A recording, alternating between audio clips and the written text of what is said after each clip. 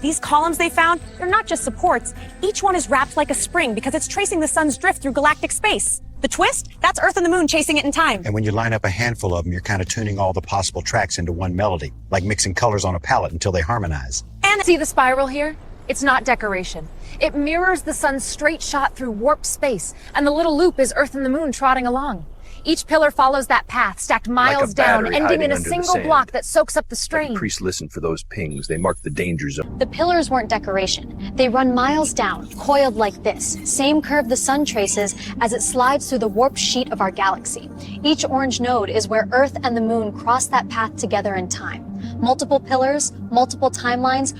These pillars run miles below the pyramid, each wrapped in a spiral. It's not decoration, it's a map. The curve follows the sun's trek through the warped fabric of our galaxy, and the thin loops are Earth and the Moon keeping time with it. The priests listened for neutrino pings in the stone. When those tones shifted, they... See these? They aren't just columns holding up stone. They're miles of carved crystal, wound like a spring, following the sun's path as we ride the warp of our galaxy.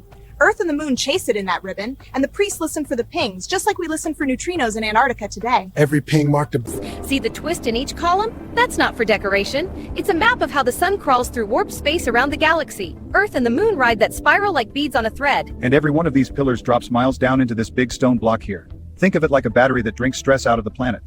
These pillars run for miles under the pyramid, twisted like a corkscrew. The spiral is the sun's trail through warp space. The little beads riding it, that's Earth and the Moon, pacing time. They tuned each pillar to a separate timeline and let them hum together, like strings on one instrument. Priests listen for neutrino pings. See this spiral? It's not decoration. It's the course the sun takes through the warped bubble of our galaxy. The little bead chasing it, that's us. Earth and the Moon wrapped around like a dance partner. These pillars, miles deep, all the way to that block there. Priests listened for neutrino pings in them, tiny acoustic echoes. See the spiral? Each twist is Earth and the Moon tracing the sun's straight shot through the warped space of our galaxy. The pillars copy that route, miles deep. When neutrinos hit the stone, it sings. Priests listen for those pings like a cosmic alarm bell. And every time one of those notes rang out, they knew we were passing a boundary in that hexagon-shaped sea out there.